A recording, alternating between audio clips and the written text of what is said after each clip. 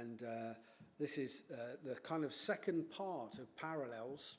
The first parallel was the casting the net and drawing the net in, and we've seen the parallel of Luke 5 and John 21. And now we're getting to the pointy, sharp end where Peter is reinstated by Jesus. Peter, the disciple who denied Jesus publicly 3 times. And we'd all like to think that we don't do that. We wouldn't possibly do that. But we deny Jesus in so many different ways, don't we? Whether it's we hear something from him and we don't obey. We can't say that we are not as fallible as Peter. But you know, the Bible doesn't cover anything up. It doesn't dust over, gloss over stuff. You know, Peter made mistakes. And when you make a mistake, how on earth can that be repaired? You know, in the Islamic faith, there's no such thing as forgiveness.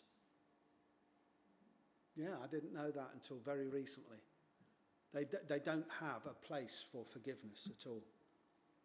What a terrible place to be, to not know forgiveness. So Peter is here. And I'm going to read this through all the way and then just reflect on it. And so when they'd finished eating, Jesus said to Simon Peter, "Simon, son of John, do you love me more than these?" "Yes, Lord," he said, "you know that I love you."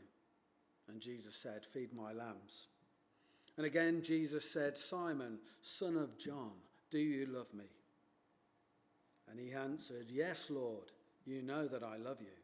And Jesus said, "Take care of my sheep." And a third time Jesus said to him, "Simon, son of John, do you love me?" And Peter was hurt because Jesus had asked him 3 times, "Do you love me?" And he said, "Lord God, you know all things. You know that I love you." And Jesus said, "Feed my sheep. Very truly, I tell you, when you were younger, you dressed yourself, you went where you wanted. But when you are old, you'll stretch out your hands and somebody else will dress you and lead you to where you don't want to go." And Jesus said this to indicate the kind of death by which Peter would glorify God. And then he said to him, "Follow me." And Peter turned and he saw that the disciple whom Jesus loved was following them. This is the one who leaned back against Jesus at the supper and said, "Lord, who's going to betray you?" And when Peter saw him, he asked, "Lord, what about him?" And Jesus said, "If I want him to remain alive until I return, what is that to you? You must follow me." And because of this, the rumor spread among the believers that this disciple would not die. But Jesus didn't say that. He said, "If I want him to remain alive until I return, what is that to you?" And I'm going to park that there. Okay, so this is Jesus being really, really kind. He is kind. He's kind to all of us, isn't he? And so he'd got the barbecue out, he'd got the cook up, had breakfast together, and now he turns to the business. Isn't it kind of Jesus to do that, rather than kicking straight into business? Isn't that something that we can learn? Sometimes we're so obsessed by whatever is on our hearts and minds that we can't actually meet the physical needs of the people, of the person. They've been up all night, they've been slaving away, caught nothing apart from this great big haul of fish towards the end. And now Jesus is meeting their physical needs before the spiritual. "Simon, son of John, do you love me more than these?" Now, I don't know where we are with this, so let me just do this. Okay, yeah, Jesus restores. Okay, yeah, fine. Let me just take that, yeah. All right, and so, do you love me more than these? Now, for me, that's a question. More than what? More than bread and fish? More than the disciples that were there? More than fishing? More than a boat and being on the lake? What do you think? I think it's the plain common thing, the people that are rounded about. You see, Peter was the kind of guy that made these kind of bold statements, brash statements, foolish statements, people might say. You know, you can look in Matthew 26 or Mark 14 or Luke 23 or John 13 and see that Peter was the one that said, even if all these others desert you, I'm going to still be here. And sometimes we can get a bit like that in our own lives, can't we? It doesn't matter if this person goes or that person goes, I'm still going to be the faithful one. I'm still always going to be there. And it turned out that actually Peter wasn't there when the crunch came. And so Jesus extends these questions. And, there's, like I say, there's lots of similarities. And let me just flick this on now because I will do. So it is early morning. It was early morning, because Jesus said before the cock crows, early morning. It was early morning when they were fishing. They're beside a fire. Now, Peter was warming himself beside a fire, and he had questions, didn't he? Questions fired at him. And now Jesus is firing a question to him. Do you love me? And he says, yes, Lord, you know that I love you. See, no more bragging for Peter. No more saying that he loves more than anybody else. But just an acknowledgement of the fact that he does love Jesus. And then there's this commission. Feed my lambs.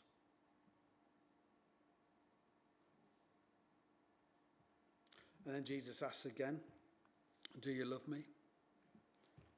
And he says, yes, again, you know that I love you. Take care of my sheep. That's slightly different from feeding. There's a lot of similarities, but this is about being in a position of a shepherd. This is about being responsible not only for feeding the sheep, but guiding the sheep as well. And so there's a different emphasis in the word there. But, it's feed my lambs. Take care of my sheep. And then Jesus goes again, 3 times. Well, 3 times, 3 denials. 3 questions, 3 questions. There's a lot of similarities. But how slow we are sometimes to put 2 and 2 together. Remember, just verses earlier, throw the net on the right side. Don't you think your mind would have been thinking back to that time when I did exactly the same as that? And I pulled up. John got it. And as soon as Peter heard it, then he acted. But he didn't get it himself. And sometimes we're really slow to pick up on things where God is gently giving breadcrumbs to us so we can follow after him. You see, God doesn't often do the ta-da thing, does he? It's such a shame. I wish he could. I wish he would. It'd make it so much more easier. But our life is a life of faith, isn't it? It's a faith that we see things in the Bible. It's by faith that we believe that Christ is risen from the dead. It's by faith that we move forward when things are tough. His final charge is to take care, to love the sheep. And so we have the 3 questions and 3 denials.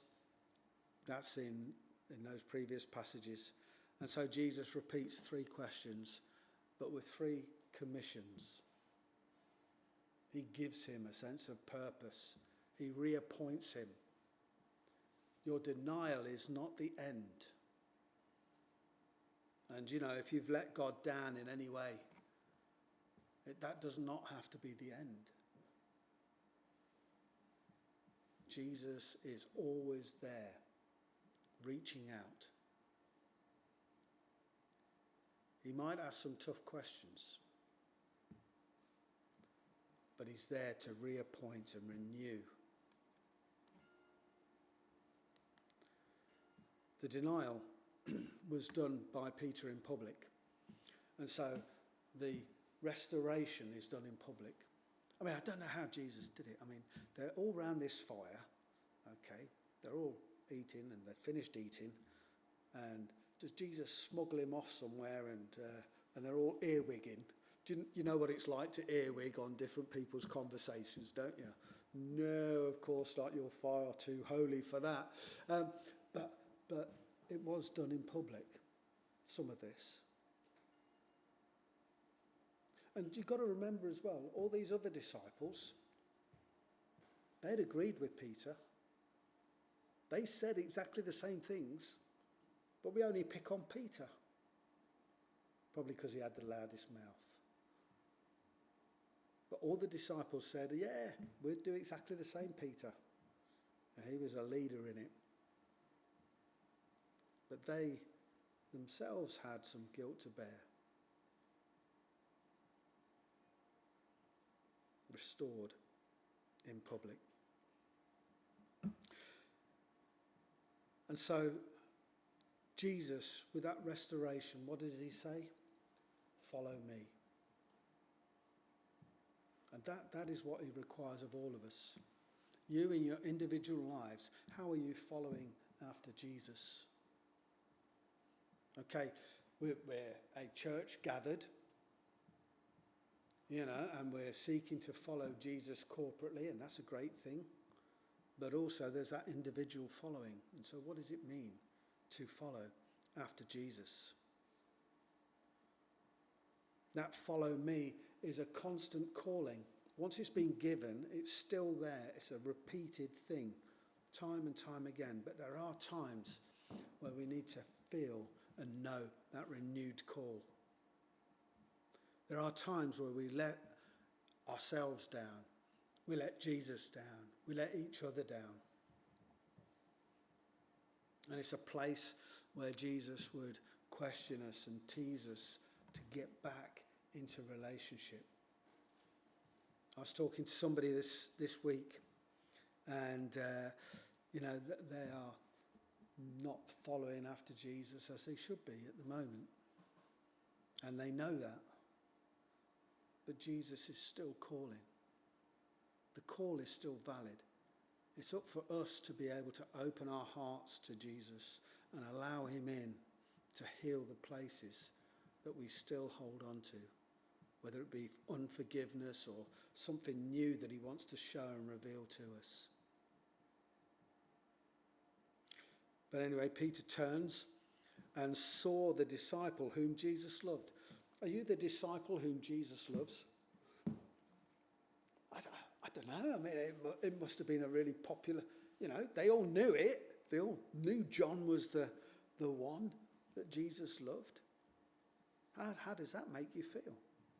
How does it make you feel that Joe is perhaps more loved than you are by Jesus? Never thought about it like that, really. I mean, Joe's a great guy anyway,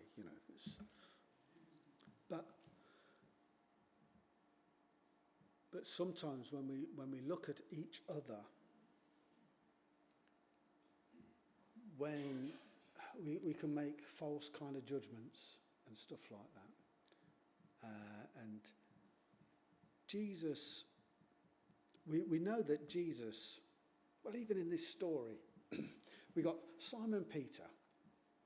We've got two named disciples, Thomas and Nathaniel. We've got the sons of Zebedee, who we know are James and John, and two other disciples. Imagine being those two other disciples. I was in the boat. I was there. I saw it. Why don't I get credit? What about all the 11? What about the 500? Yeah, We're so easily offended, aren't we? And the thing is, we're not to take offence, but we're to follow him. And so he turns round and he says, well, what about this guy that's following us here? What about him? And Jesus says, if I want him to remain alive until I return, what on earth is that to you?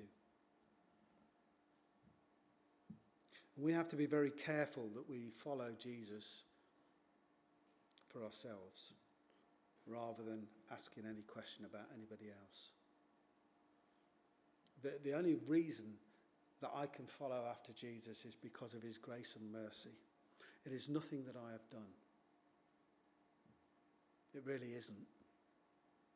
You know, and the sooner we get to the place of recognizing that and just our eyes are turned and fixed on him more and more, rather than our own solutions and our own ideas and our own kind of ways.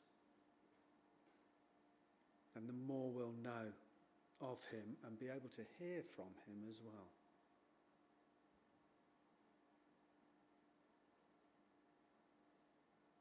Jesus is described as the Good Shepherd in John 10, verse 11. In Hebrews 13, he's described as the Great Shepherd. And in 1 Peter 5:4, the Chief Shepherds. The pastor, me, I'm an under-shepherd. I am not the shepherd. And I must obey him as I minister to the flock.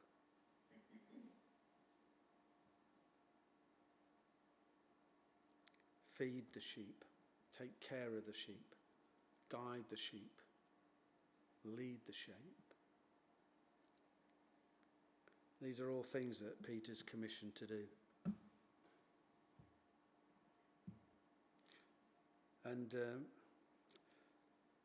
I don't know how much Jesus really said about the future of Peter. I mean, it says very truly, I'll tell you, when you were younger, you dressed yourself. You went where you wanted. And I think, most of us are in that kind of position, aren't we?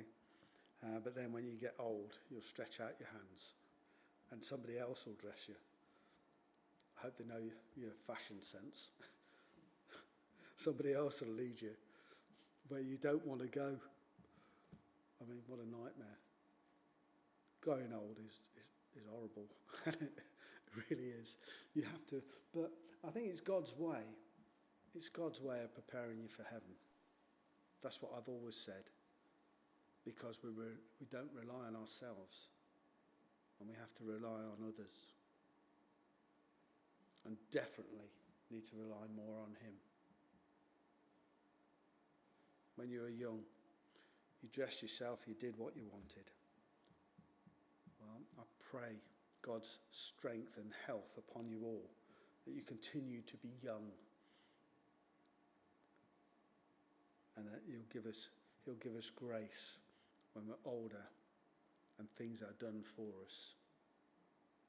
And help us to communicate properly so that our wishes are done. Power of attorneys, they're fantastic, aren't they? I've just got my mother's through, and I need grace of God to do the things that she wants rather than the things that I want. Yeah, it's a responsibility. It really is. Okay, so where are we in this? Well, Jesus is the restorer. He wants to restore. Are there things in your life, thoughts, habits, that are not aligned with what he wants? He wants to restore them. He wants to get us to the place where we can hear him and follow him. When we're separated from him, we cannot hear. There comes a point where we have to surrender to what he is saying to be able to move on in the things that he has for us.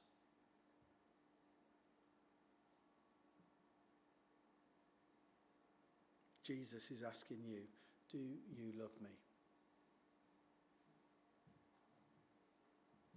What are these things in your life? Are the thing, when Jesus says, do you love me more than these? What are these things in your life that would stop you from loving Christ more? We have an opportunity to have communion, and we're going to take that now. But obviously, before we do that, we'll have a moment of silence, and if there are some of these things that you need to sort out between you and God, then take that opportunity to do that. He's always listening, always open. All he wants is our confession and our turning away to be made right with him through Christ. This communion table is open to anybody that's seeking to follow after Jesus. So if you're doing that, then please feel free to take the bread as it is served, and the wine we'll drink together at the end. And let me pray and lead us in this.